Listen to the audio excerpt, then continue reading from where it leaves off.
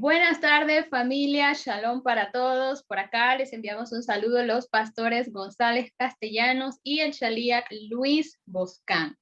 Nos encontramos para estudiar y compartir con todos ustedes la porción número 36 de los evangelios a nivel cronológico. Así que les vamos a invitar en este momento a que usted, si tiene allí también apuntes, si tiene su Biblia, pueda compartir con nosotros las porciones que vamos a estar estudiando en esta preciosa tarde.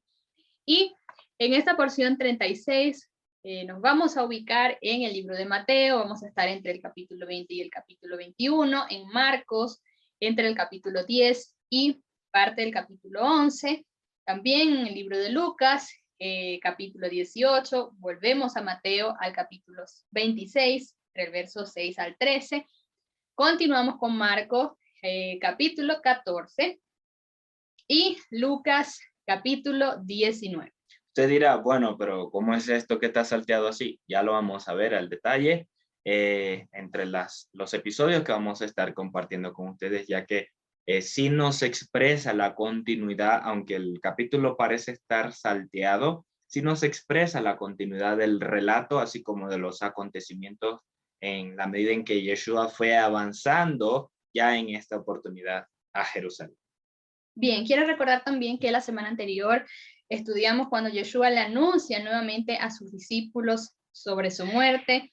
Vimos el episodio de Yeshua y Zaqueo y finalizamos con la parábola de las 10 minas. Ahora en esta porción, parte de los episodios que vamos a estudiar es Yeshua camino a Jerusalén. Dos ciegos reciben la vista, el ciego Bartimeo recibe la vista, se acerca ya la festividad de Pesa, cuando Yeshua envía discípulos por un pollino, cuando es ungido en Betania y parte de lo que es la entrada triunfal a Jerusalén.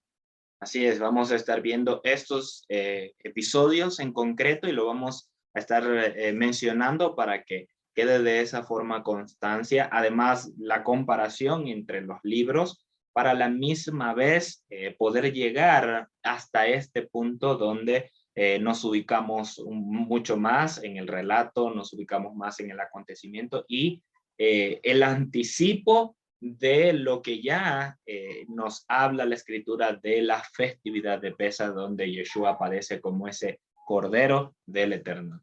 Bien, seguimos y el primer episodio es Yeshua camino a Jerusalén. Este lo vamos a ver en Mateo, Marcos, Lucas, ambos concuerdan saliendo de Jericó. Dice la escritura que los seguía gran multitud. De la misma manera en Marcos dice que al salir de Jericó, Yeshua y sus discípulos, una multitud considerable les seguía. Y en Lucas, y habiendo dicho esto, seguía adelante subiendo a Jerusalén.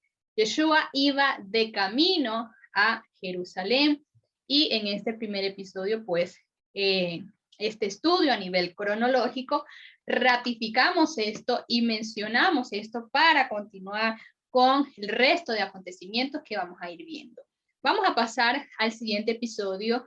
Dos ciegos reciben la vista. Y vamos a ir leyendo acá porque específicamente este episodio de dos ciegos o del ciego Bartimeo recibe la vista lo encontramos en Mateo, en Marcos y también en el libro de Lucas. En en Mateo 20, a partir del 30, dice aquí dos ciegos sentados junto al camino. Al oír que Yeshua estaba pasando, dice que ellos gritaron diciendo, Señor, ten misericordia de nosotros, hijo de David. Y vamos a ir deteniendo o vamos a ir viendo específicamente lo que sucede acá y lo que estos ciegos le dijeron o le gritaron al Mesías, tal como nos especifica en Mateo. Y dice que la muchedumbre los reprendió para que se callaran, pero ellos gritaban aún más, diciendo, Señor, ten misericordia de nosotros, hijo de David. Y deteniéndose, entonces Yeshua les dio voces y les dijo, ¿qué queréis que os haga? Y ellos le dijeron, Señor, que sean abiertos nuestros ojos. Entonces Yeshua, movido a compasión, les tocó los ojos y al instante cobraron la vista y lo siguieron. Este es el relato que vemos de este episodio en cuanto a Mateo. Ahora, Marcos, Lucas, vemos este mismo episodio, pero se relata en otras maneras, ¿sí? Lo voy a estar leyendo rápidamente y parafraseando para poder entonces indicar y para poder ver lo que nos enseña acá esta porción. En Marcos dice que el ciego Bartimeo recibe la vista. Y aquí estaban sentados junto al camino un mendigo ciego llamado Bartimeo, hijo de Timeo. Y cuando yo, que era Yeshua de Nazareno, comenzó a gritar y a decir, Yeshua, hijo de David, ten misericordia de mí. Vemos acá, y vamos haciendo la comparación, que en Marcos no se menciona que eran dos ciegos, sino un ciego llamado Bartimeo, hijo de Timeo. A partir del 47, el relato es el mismo. Este hombre le grita al Mesías que tenga misericordia de él. La multitud igual quiere que este hombre se calle, lo reprenden para que se calle, pero él insiste, sigue dando gritos y dando voces para recibir su sanidad en ese momento. En Lucas dice que aconteció que al acercarse a Jericó, un ciego estaba sentado junto al camino, mendigando. Y cuando oyó que pasaba un gentío, preguntaba qué sería aquello. Igual a partir del 37, el relato es el mismo. Quiero hacer una aclaratoria porque aparentemente parece haber una contradicción acá entre Mateo, Marcos y Lucas, porque Mateo y Marcos relatan que este acontecimiento se dio saliendo de Jericó, camino hacia Jerusalén. En Lucas dice que esto aconteció acercándose a Jerusalén.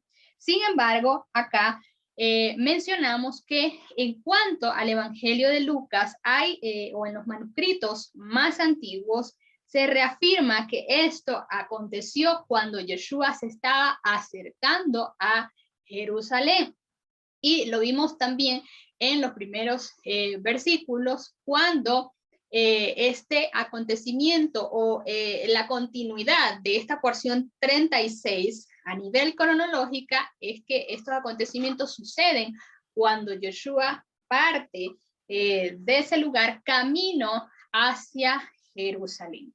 También es interesante ver porque en Mateo dice que fueron dos ciegos, en Marcos dice que era un ciego llamado Bartimeo y en Lucas dice que era un ciego. Específicamente acá vemos cómo o lo que queremos resaltar es que ciertamente Bartimeo era el más activo o el más sobresaliente, si eran dos o si era uno.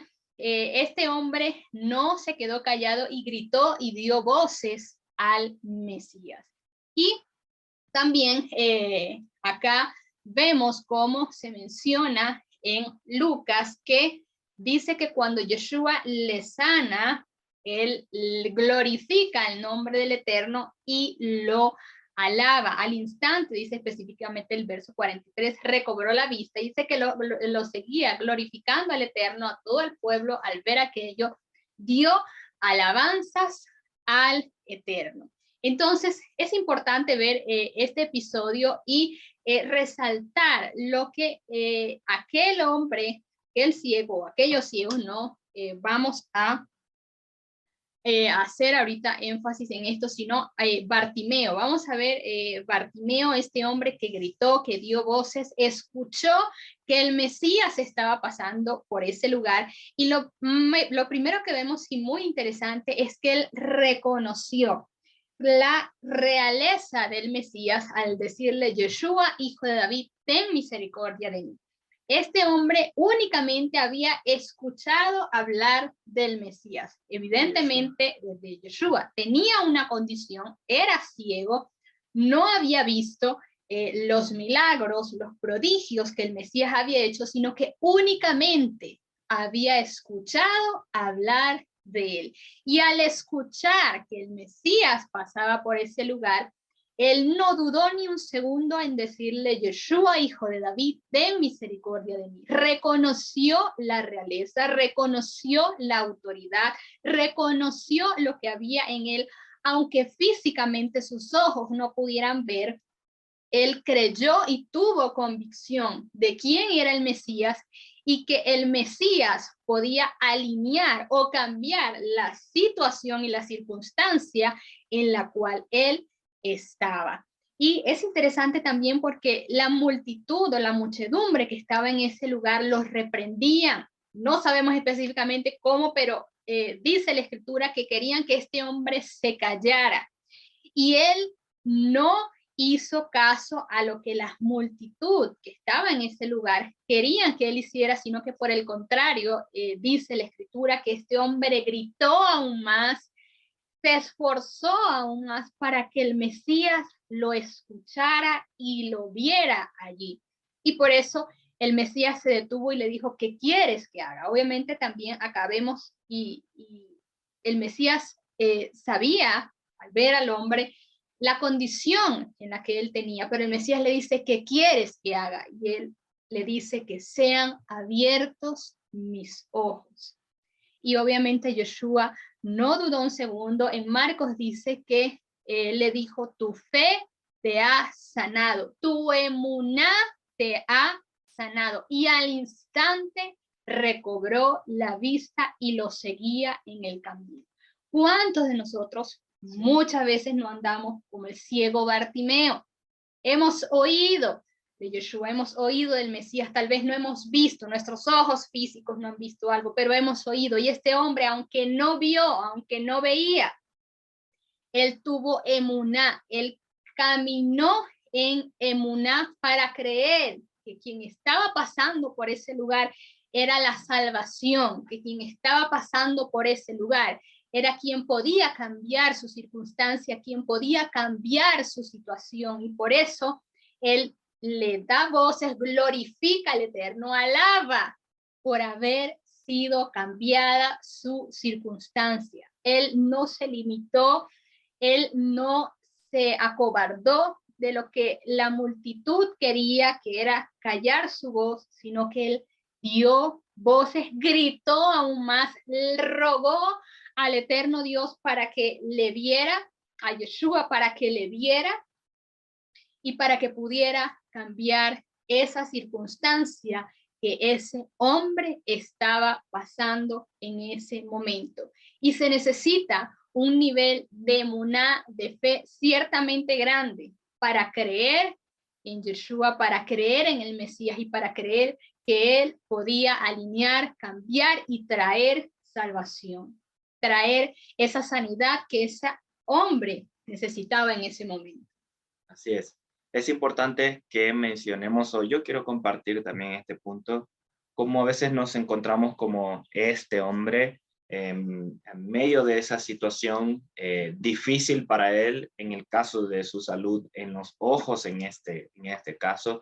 Otros nos encontramos con situaciones difíciles, familiares, de relaciones, muchas situaciones, pero nos vemos como este hombre donde nos encontramos allí sin conocer la voluntad del Eterno, sin ver la dirección hacia dónde seguir, sin conocer la salida del problema en el que estamos, y las circunstancias nos oprimen mucho más para no permitir, como esta gente que quería callarlo, no permitir que nuestra fe pueda gritar más alto, que nuestra convicción y nuestra confianza en Él pueda gritar más alto.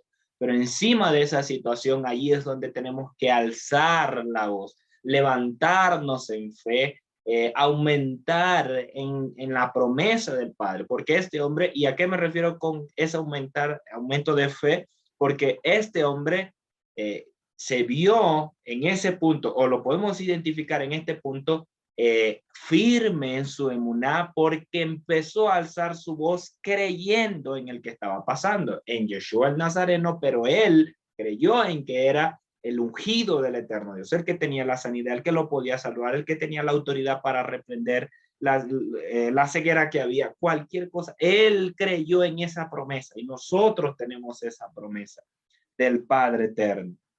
Nosotros tenemos esa promesa del Padre Eterno y antes de darle el paso nuevamente a mi esposa, quiero mencionar acá, él dice, nos dice el relato que él habló en alta voz, gritó en alta voz. Nosotros también de esa manera tenemos que proclamar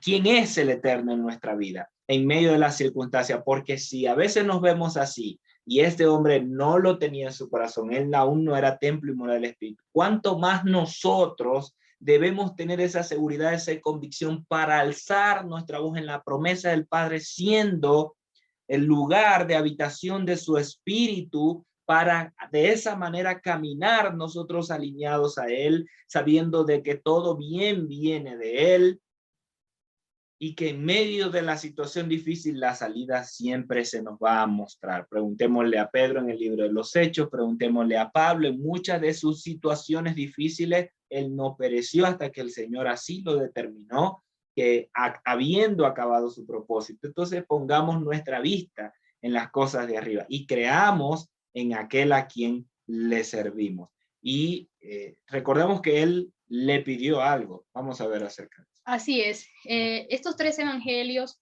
en diferentes palabras, pero en los tres nos deja ver cómo este hombre, al Yeshua, al Mesías, al acercarse a él, el que le dice, ¿qué quieres que haga? Él es claro en lo que estaba necesitando y en lo que iba a pedir. Señor, que sean abiertos mis ojos. En otra versión dice, Raboni, que recobre la vista. Y en Mateo 7 vemos que la Escritura nos enseña también, pedid y se os dará, buscad y hallaréis, llamad a la puerta y se os abrirá, porque todo el que pide recibe, y el que busca halla, y el que llama a la puerta se le abre. ¿O qué hombre hay de vosotros que si su hijo le pide un pan le dará una piedra, o si le pide pescado le dará una serpiente? Entonces acá en Mateo también se enseña acerca de pedir. Este hombre pidió lo que estaba necesitando en ese momento. ¿Qué sucede?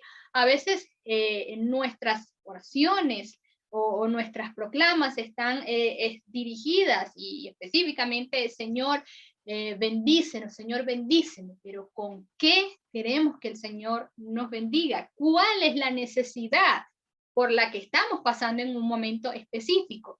No nos limitemos a veces a solamente decir, Señor, bendíceme. Sí, queremos una bendición, queremos ser bendecidos de manera integral en nuestras vidas, pero también hay necesidades específicas que cada uno de nosotros tenemos. Uno puede ser de salud, otro puede ser necesidad de una casa, necesidad de, yo qué sé. Cada uno de ustedes conoce su circunstancia y cuál es la necesidad que tiene. Entonces, así como este hombre fue específico y cuando se le acercó el Mesías, él le dijo qué necesitaba, qué quería en ese momento. Nosotros también, en nuestros tiempos de intimidad, en nuestros tiempos de proclama, en nuestros tiempos con el Eterno, tenemos también que ser específicos. ¿Cuál es esa necesidad? Ciertamente sí, el Señor conoce nuestras necesidades, Él sabe de qué tenemos necesidad, y que la Escritura nos enseña que busquemos primeramente el reino. Todo lo demás va a venir por añadidura. Pero así como este ciego, así como este hombre le dijo, Señor, quiero recobrar mi vista. Y el Mesías le dijo, tu emuná te ha salvado. Aprendamos también nosotros a ser específicos. Señor, esta es mi necesidad. No decir que ya tengo un carro y Señor, necesito otro porque lo quiero, porque sí, porque sí, porque sí. Tengamos claro cuáles son esas necesidades, no caprichos, necesidades que nosotros tenemos y cómo entonces la Escritura nos enseña también a que nosotros debemos pedir. Bien, avanzamos ahora, nos dice Juan 11, que se estaba cerca la festividad de Pesaj, y muchos subieron de la región de Jerusalén antes de Pesaj para purificarse, era lo común, bien, tenían que estar limpios, puros para la festividad, el Eterno así lo dijo. El que no se encuentre puro, limpio, bien, no iba a poder celebrar la festividad y tendría que esperarse al segundo Pesaj o al segundo mes si acaso cumplía con los requisitos que el Eterno así estableció. Y buscaban a Yeshua, ya los que estaban allá en la fiesta, y buscaban a Yeshua, y unos otros decían, estando en el templo, ¿qué os parece? Que no vendrá a la fiesta. Bien, hablando de Yeshua, nos dice el versículo 56, los principales sacerdotes y los fariseos habían dado órdenes para que si alguno supiera dónde estaba, lo informara para prenderlo. Bien, aquí está, como decimos, el contexto, el Evangelio de Juan, poniéndonos el contexto de antes de aparecer Yeshua o de hacer su aparición en medio de Jerusalén del pueblo durante la festividad. La gente ya estaba a la expectativa porque ya estaba reconocido, ya era famoso, y no me entiende el famoso de hoy, sino que ya se había oído de él con los milagros que había hecho, bien, no por el carro que tiene o por la iglesia o por la gente que lo sigue, sino por el respaldo del Eterno en su vida, con señales, con liberaciones, con la manifestación del reino, que él estaba ya siendo conocido o era muy conocido en el pueblo, ya dentro del pueblo como tal, incluso los que se habían acercado, porque eran gente de otras ciudades. Bien, entonces, pero la instrucción o la dirección de los fariseos era que informaran para aprender.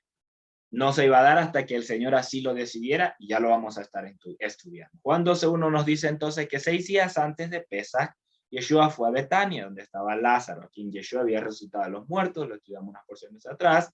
Esta era la ciudad cercana, era una ciudad cercana ya a Jerusalén. Él llega hasta este lugar, era amigos de él, conocidos de él, bien, tenían una buena relación, y se queda en este lugar. Y es lo que nos explica acá estos versículos antes de la entrada triunfal a Jerusalén, que él se queda posando en esta casa 6 días antes. Recordemos que Yeshua tenía que cumplir los requisitos de Pesach. Ya vamos a hablar de eso. Nos dice Marcos 11 que cuando se acercaban a Jerusalén por Betfagé y Betania, junto al monte de los Olivos, envía a 2 de sus discípulos. ¿Qué nos dice esto? Yeshua estaba ahí en la casa de Lázaro. Bien, y estando en su casa, él envía a los discípulos a cumplir esto o hacer esto, de buscar el pollino con el cual él iba a entrar a Jerusalén. Entonces, Marcos nos va a hablar acerca de este pollino. El libro de Mateo y el Evangelio de Lucas también nos menciona esto. Pero Yeshua estando en casa de Lázaro, estando en Betania. Bien, les dice: id a la aldea que está enfrente de vosotros, y nomás entrar en ella y haréis un pollino atado, en el cual ningún hombre se ha montado aún, desatadlo y traedlo. Nos dice el Evangelio de Lucas también este mismo episodio que aconteció cuando se acercó a Betfagé y a Betania, cerca del monte de los Olivos, envió a sus discípulos. El mismo episodio. Y a la aldea del frente, a esta aldea que estaba un poquito retirada de la ciudad donde estaba Lázaro, en ese trayecto les dice que encuentren este pollino. Si alguien los pregunta cuando los desatáis, diréis: porque el Señor tiene necesidad de él. Y nos lo dice acá en Marcos y también en Lucas. Bien, ellos hicieron tal cual. Alguien los vio desatando, los dueños, y dijeron: el Señor tiene necesidad de él. Ahora quiero leer la parte de Mateo, donde dice que esto también los envía con las mismas palabras, y dice: si alguien os dice algo, el Señor los necesita y enseguida los enviará. Mateo 21, verso 3. Y el 4 nos dice: y esto aconteció para que se cumpliera lo dicho por el profeta, cuando dice: decid a la hija de Sión, he aquí tu rey viene a ti, manso, sentado sobre un asna y sobre un pollino, hijo de bestia de carga. Y los discípulos fueron e hicieron como Yeshua les mandó, y trajeron el asna y el pollino, y pusieron sobre ellos sus mantos, y se sentó encima de ellos. Bien, el libro de Juan nos dice que Yeshua sigue allí, nos va a relatar el episodio cuando él es ungido por Miriam. Bien, pero antes él había enviado a los discípulos, y nos lo relata con este episodio de buscando el pollino. Entonces, esto nos enseña cómo en Zacarías 9 está esta palabra, esta profecía: decida a la hija de Sión, aquí tu rey viene a ti, manso, sentado sobre un asna y sobre un pollino, hijo de bestia de carga. Tiene mucho simbolismo esto que Yeshua está haciendo. De una forma, sí, está expresando la humildad del Mesías, del Señor, no como un conquistador, no como ese rey para entrar, no como un conquistador, y no como ese libertador ungido que viene a salvarlos de Roma y de la opresión, como un guerrero que viene con sus escuadrones, que vienen montados a caballo o que vienen montados en carruajes, como un poderoso. Más bien viene manso y humilde, como un asno, montado sobre un asno. ¡Qué libertador! ¡Qué guerrero! ¿Cuándo David anduvo a una batalla o a una libertad sobre un asno? Ningún momento.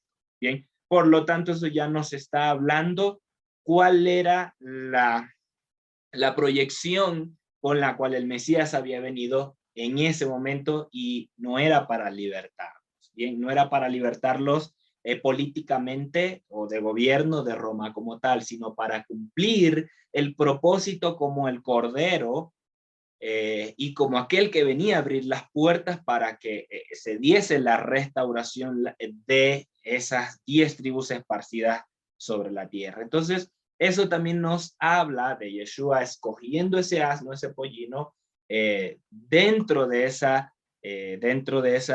proceso de restauración. ¿Por qué? Porque la Torá nos enseña que un asno no puede ser sacrificado. Bien, y también en Oseas 8, y lo voy a leer, bien, Oseas 8 nos habla algo acerca de el Mesías, perdón, del asno. Oseas 8 dice, Israel será 8:8, Israel será engullido, vendrá a ser un trasto inútil entre las naciones, porque han marchado a Siria y Efraín como asno solitario, o como asno montés, dice otra versión, se ha alquilado amadores. Bien, aquí en este versículo hace referencia de Israel, en el caso como Efraín también, que fue llevado a Siria, que fue esparcido a las naciones, es mencionado acá como un asno montés, un asno solitario. Ahora, repito, el asno no podía ser sacrificado, solo servía para trabajo, para cargas, bien, pero había muchos casos donde se dedicaba un asno al altar. Bien, Israel, Efraín, aún pertenece al pueblo del Eterno como pueblo apartado, dedicado, solo que necesita ser redimido. Y la forma de redimir un asno, nos enseña la Torá, era a través de un cordero. No podía redimir un asno con otro asno.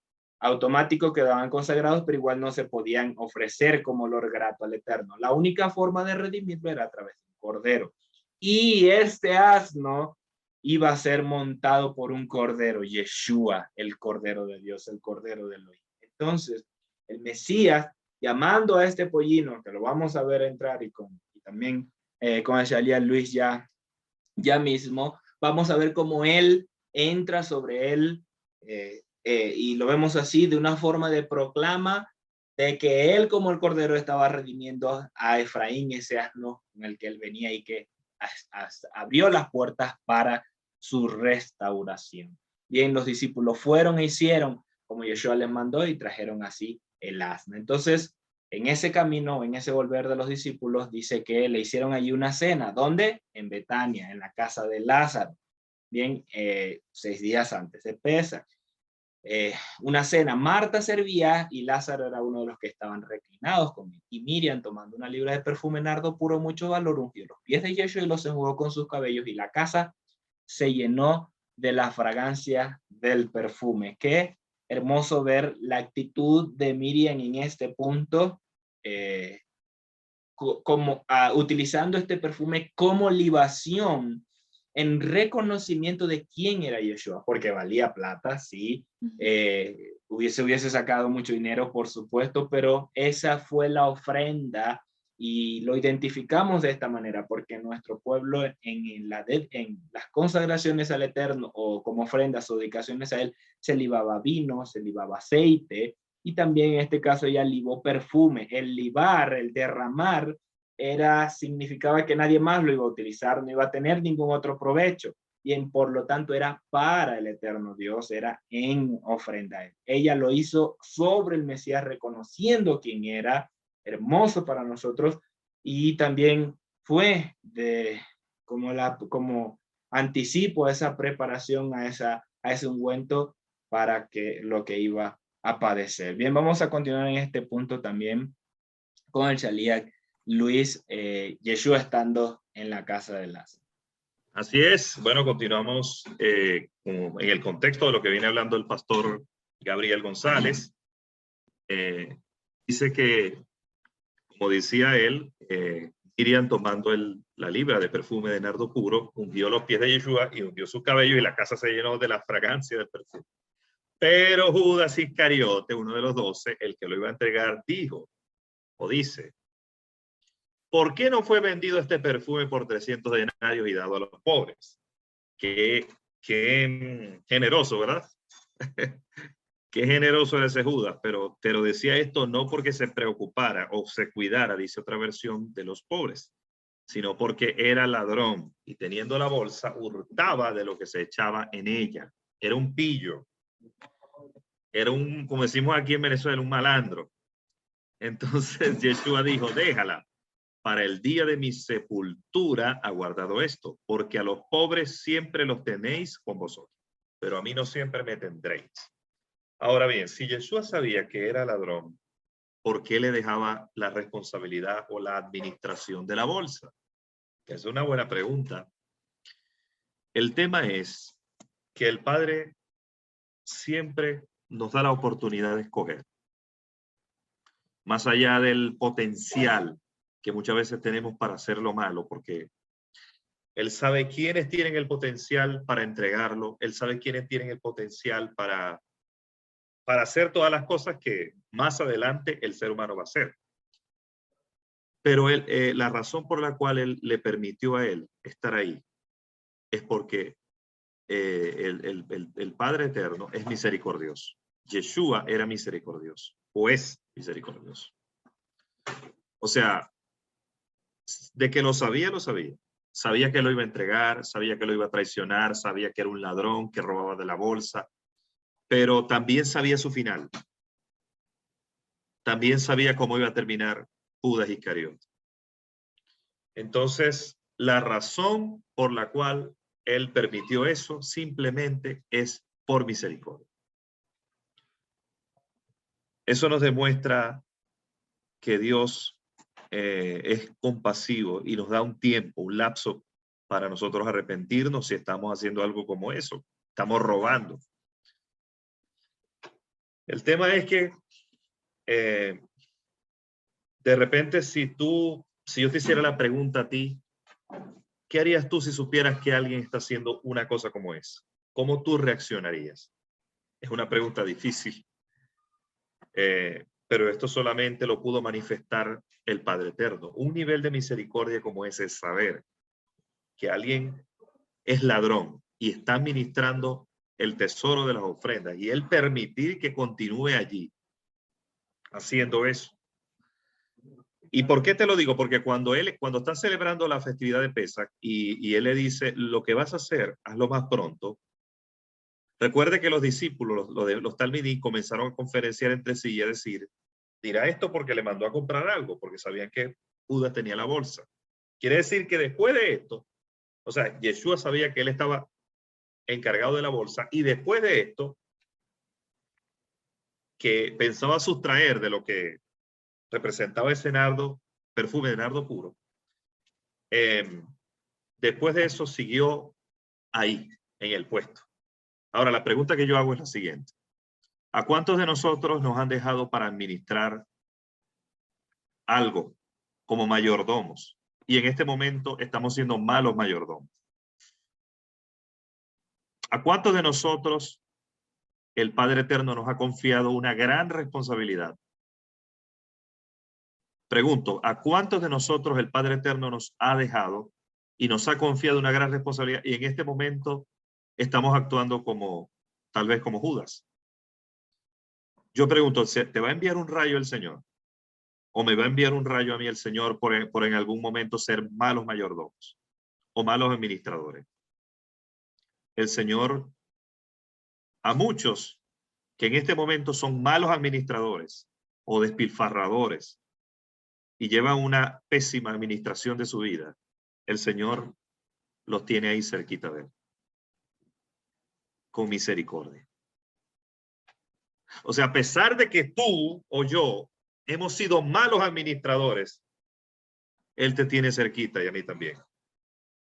Y tú dirás, cerquita, bueno, no tenía Judas cerca. ¿Dónde cree usted que lo tenía Judas?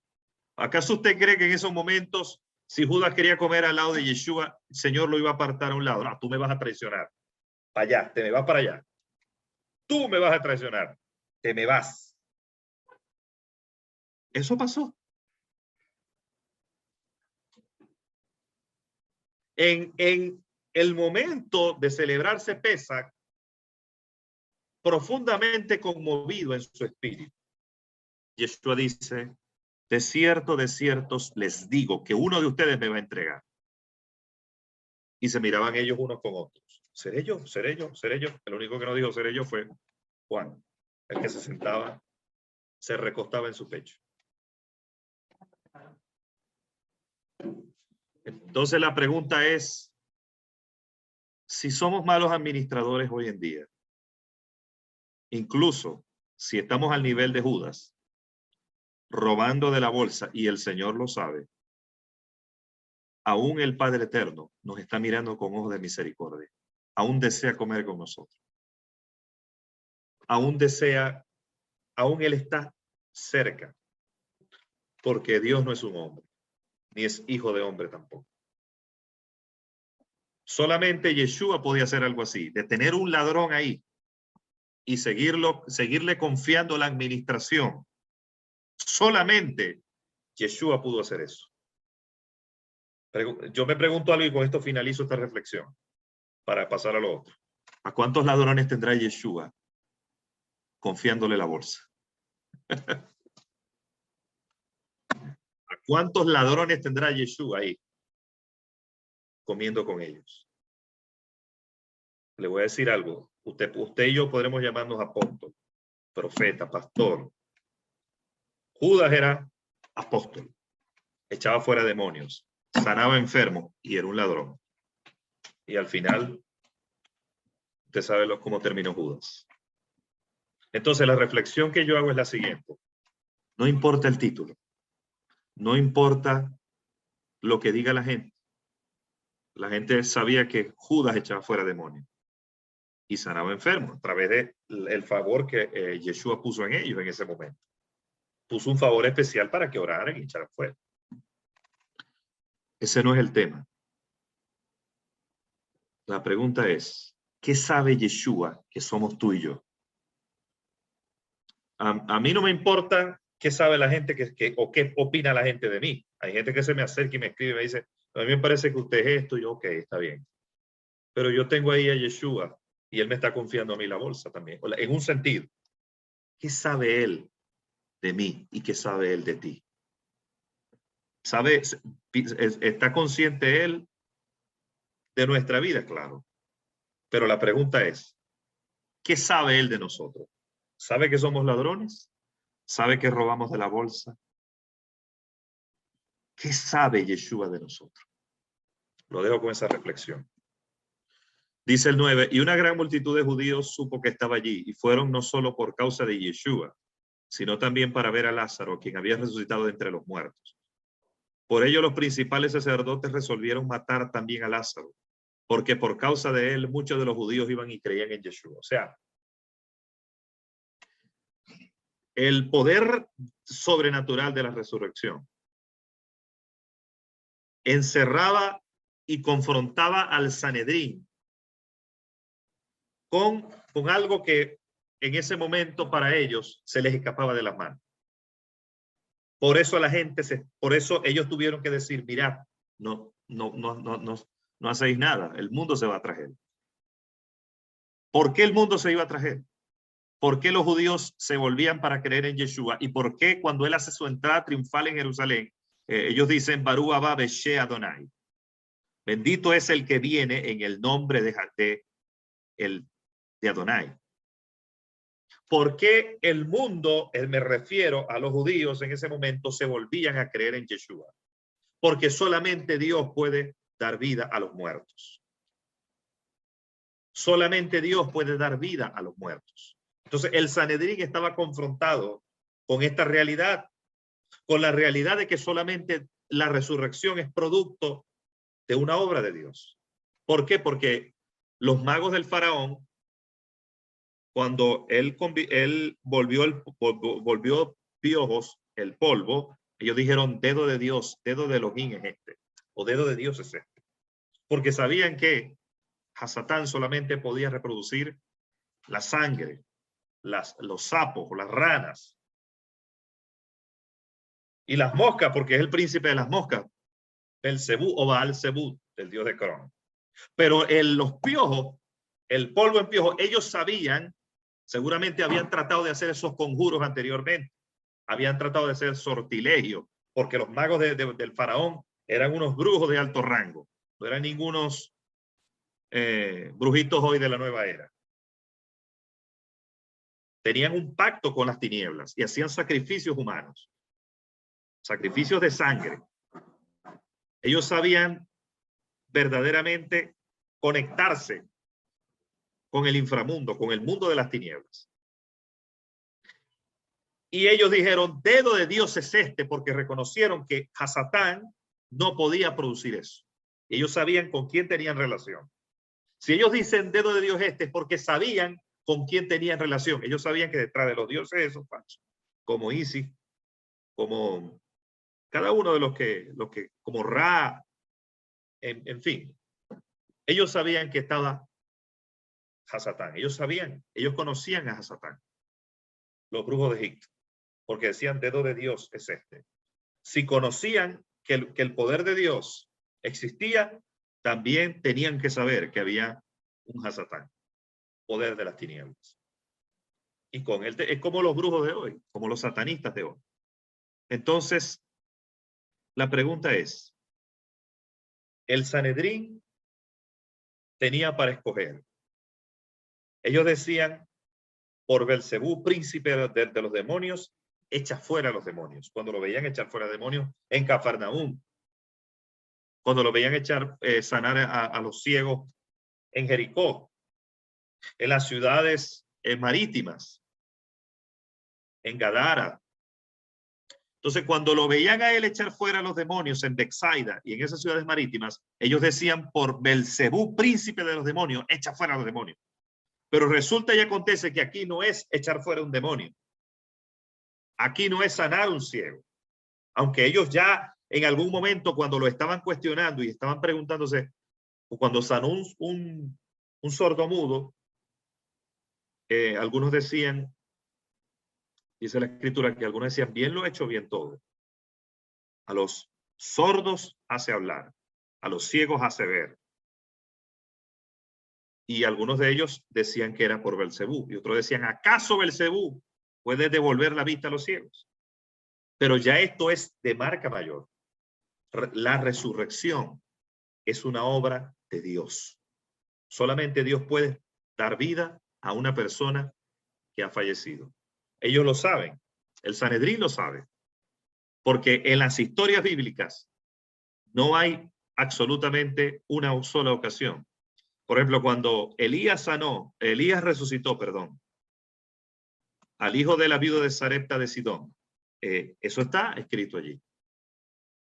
Solamente Dios podía devolver la vida a ese hijo de la viuda de Sarepta de Sidón. Cuando Eliseo resucitó al hijo de la Sunamita, que dio varias vueltas y luego se puso su cara contra la cara de ese niño, el que dice la escritura que exclamó, ¡ay, mi cabeza! Cuando Elías resucitó el hijo de la Sunamita, entonces ellos sabían, el Sanedrín sabía que esas historias bíblicas estaban ahí porque solamente el poder de Dios puede dar vida a los muertos. El Sanedrín sabía que solamente el poder de Dios puede dar vida a los muertos. A Satán no puede dar vida a los muertos. Entonces, ¿por qué razón y por qué motivo ellos estaban así? Ellos estaban mal porque la gente se le estaba yendo. Vamos a seguir.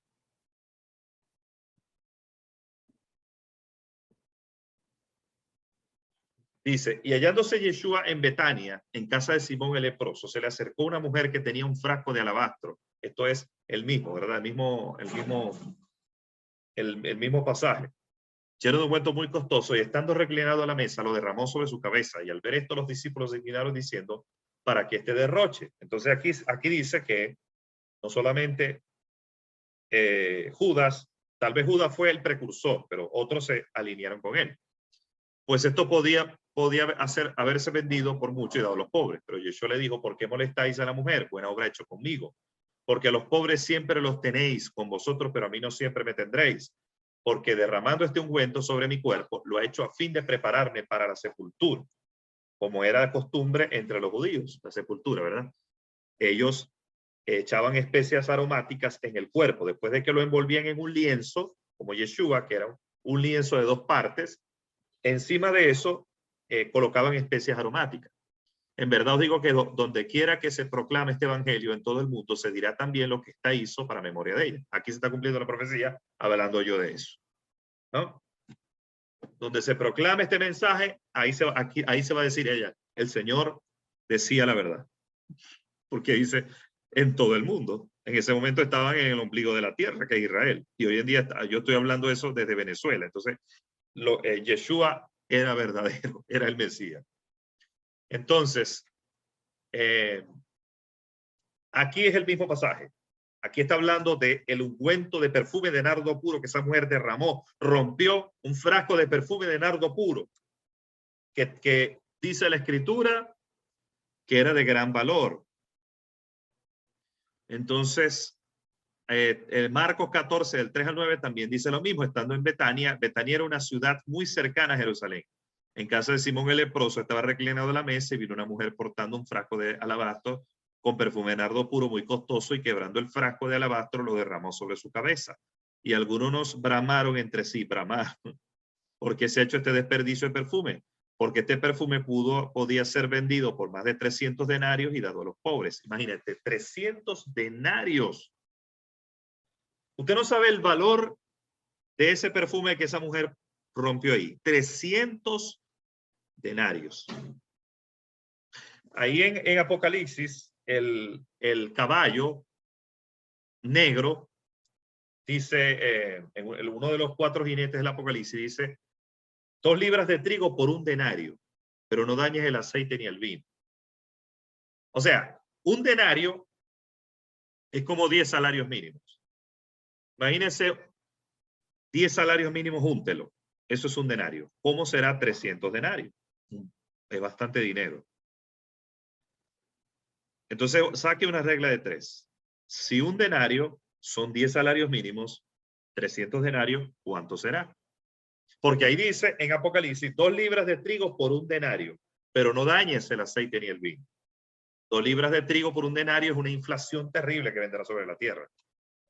Porque hay que pagar demasiado.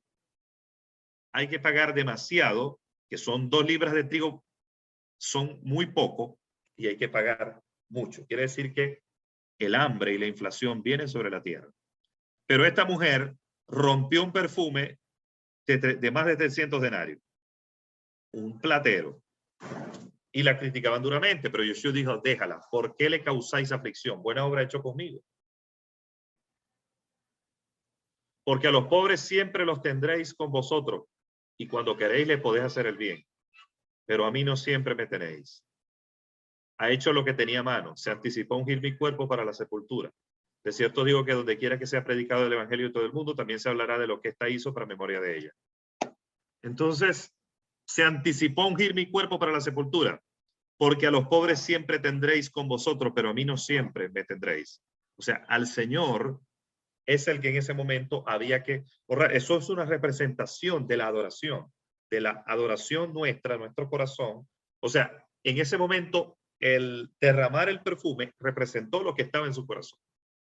Cuando el 12 y el 16 dice, al día siguiente una gran multitud que había llegado a la fiesta oyendo Yeshua viene a Jerusalén, tomaron ramas de palmera y salieron a su encuentro y clamaban, Hosana, bendito el que viene en el nombre del Señor, el Rey de Israel.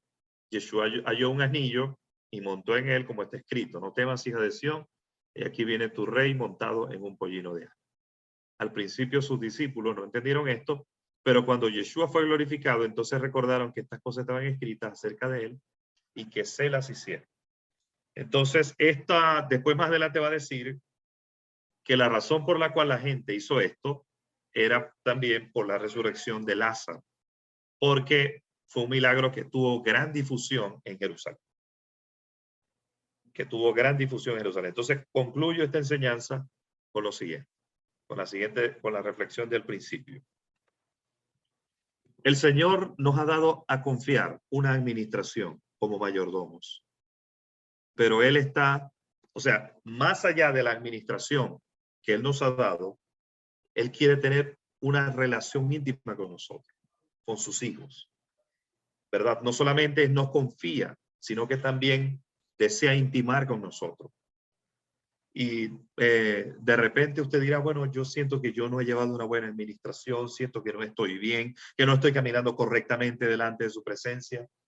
Él te mira con ojos de amor y con ojos de misericordia. Simplemente lo que tenemos es que rendirnos delante de su presencia, pero Él está ahí, cerca tuyo, para abrazarte, para amarte, no para aplaudirte lo malo que haces, porque Él no nos aplaude lo malo que hacemos, no se lo aplaudió a Judas, pero está ahí para amarte, para levantarte del polvo si es preciso, de la situación donde tú te encuentres. Él está ahí para abrazarte, para restaurar tu vida, aún del polvo.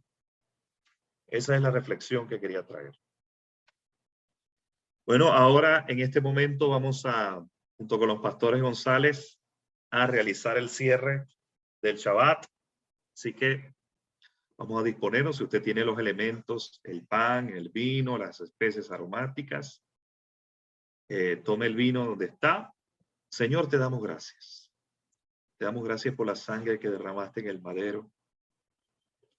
Te damos gracias, Señor, porque a través de esa sangre nosotros fuimos redimidos por precio. Reconocemos que en esa sangre está nuestra redención, está nuestra libertad, nuestra limpieza. Gracias por esa sangre preciosa que tú derramaste en el madero, Señor. Bendito sea, Señor Dios nuestro, Rey del universo, creador del fruto de la vid. Si usted tiene el pan, Señor, te damos gracias, porque a través de tu cuerpo que fue partido, tú nos has dado vida, Señor. Hiciste un intercambio de tu cuerpo con el tuyo, Señor. Y tú presentaste tu cuerpo como sacrificio para nosotros, para nuestra libertad, para nuestra salvación. Gracias te damos por tu cuerpo, Señor. Bendito sea, Señor Dios nuestro, Rey del universo, que hace salir el pan de la tierra. Si tienes las especies aromáticas allí, Señor, te damos gracias. Porque tú te has libado sobre nosotros al derramar tu Santo Espíritu en Shavuot. Tú te has libado para perfumar a la novia para el día del encuentro con el novio. Y te sigues libando, perfumándonos cada día para ese día, para ese encuentro, Señor. Bendito sea, Señor Dios nuestro, creador de las especies aromáticas. El Shabbat se va, pero nos deja su aroma.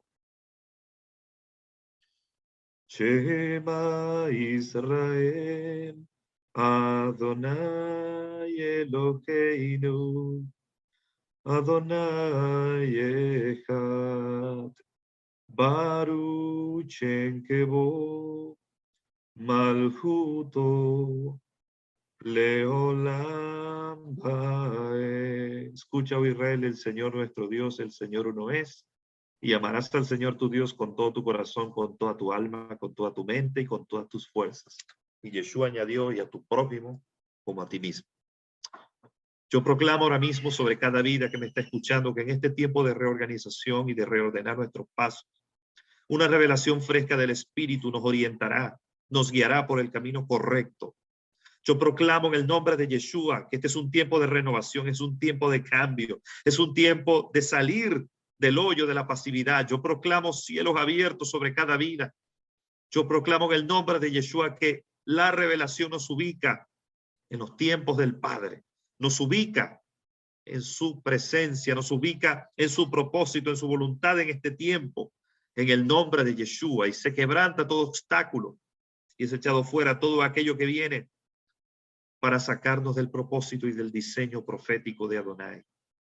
Proclamo fuerzas nuevas sobre su pueblo, fortaleza de lo alto, en el nombre que es sobre todo nombre, que es el nombre poderoso de Yeshua, Señor. Amén, Padre, y amén. Pastor González. Muchas gracias, Shalia Luis. Bien, familia, con esto finalizamos la porción número 36. Que tengan una excelente semana, bendecida, y nos vemos en una próxima porción. Shalom, shalom para todos.